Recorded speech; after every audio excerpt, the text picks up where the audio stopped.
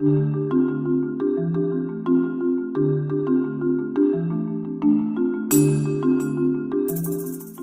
of the things we're going to encounter as we engage in systemic change is working with diverse cultures. And it is important to understand some of the elements of culture that will help us to truly and effectively meet the needs of the people whom we serve.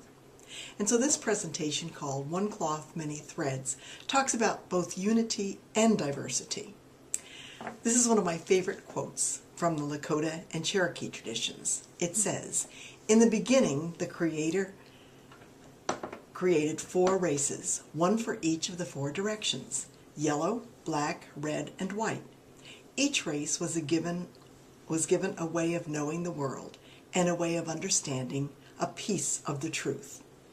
Notice that each of us only has a piece of the truth. It's when we all come together and share our pieces of truth that we come to truly know both one another and the truth of the realities that surround us. Some of the characteristics of culture are that it is learned.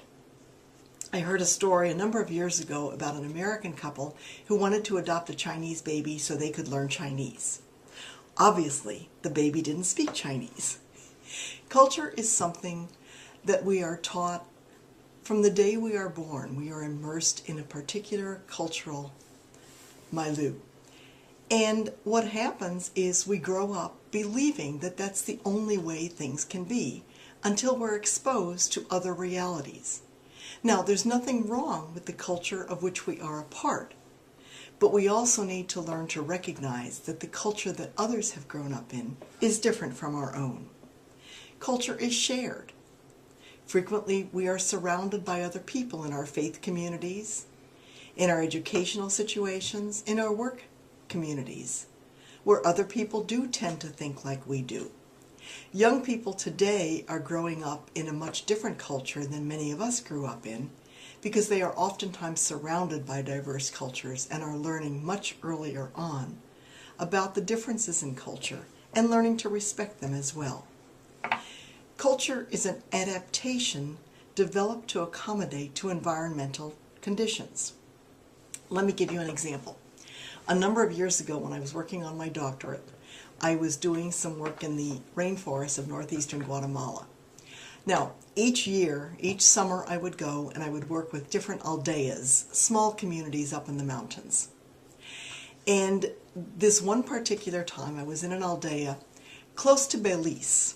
And the gentleman I was working with was from Britain, and he was in charge of the educational program that I was a part of. Our job was to go and work with the teachers in these different communities and give them some ideas, and then also work with the parents. Now, Steve and I had been working together for 3 or 4 years at this point. And the boat driver dropped us off at the shore and agreed to pick us up the next day. We simply carried our hammocks with us wherever we went. We found some children who could lead us up to the aldea because we would have never found it on our own. We got there, worked with the teacher all day, slung our hammocks in the classroom, which is just a thatched roof, thatched walls, and a dirt floor, and then decided later in the afternoon to go back down to the sea in order to bathe because there was no water in the village that day. And so we went back down, and we were walking barefoot along the edge of the coast when Steve stepped on something, and whatever it was, it bit him. And he was bleeding profusely. It had hit an artery. And I knew enough to get the bleeding stopped, but he was really weak after all the blood that he had lost. So I said, "You stay here, I'll go, I'll find help." So I ran off through the jungle looking for anybody. Now my Spanish is passable. My Quechua and Quiche are non-existent. And the only people I could find were some Mayans who were primarily Quiche speaking. And the gentleman who spoke a little bit of Spanish realized that I was in great distress. So he said, what can I do? And I'm trying to explain that my friend has been hurt. And the 4 of them, 2 men and 2 women, decide to come with me. So they come back and they gather around my friend. And the one who spoke a little Spanish says, "Ay, sí, le pica una raya, la gente muere de eso." Yes, your friend got bit by a stingray, he'll die. And I thought, okay, Steve, now I don't want you to die here, and don't panic. I'm sure we can find something that we can do.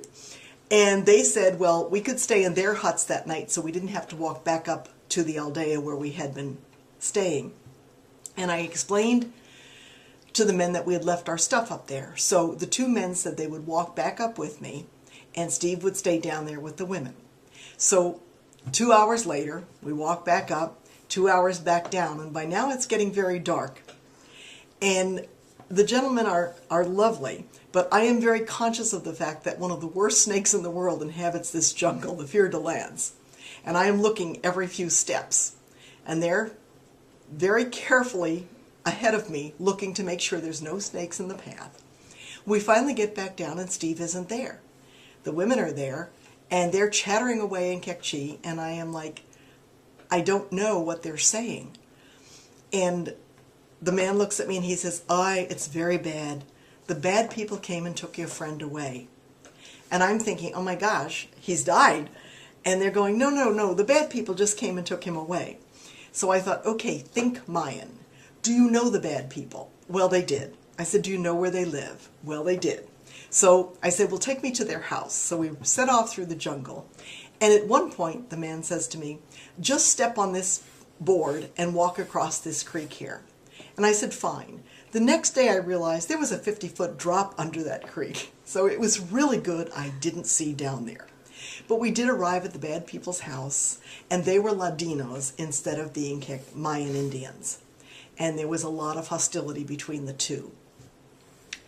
And the Mayans had just arrived at this part of the country because they had fled the part that they had normally lived in up in the highlands due to the conflicts. And one of their friends had in fact died the preceding week from the bite of the stingray. What had happened when I went back up to retrieve our belongings was a young Ladino boy had come by who spoke obviously fluent Spanish and said to Steve, my father will know what to do for you. We have lived here all our lives. This happens. So he took him back to his house. They made a paste out of something called palitos de hombres, and then they gave him a tea to drink. And that evening he had a really high fever, but by the next morning he was fine. Now, my doctor didn't amount to a hill of beans in that situation. These people had adapted to their environmental conditions. They knew what to do in an emergency like that. And we all know how to do that. It's just that our knowledge is different depending on the environments in which we live. Culture is a dynamic system. It is continually changing. Those of you who have children know well that the culture your children are growing up in is very different from the one you grew up in.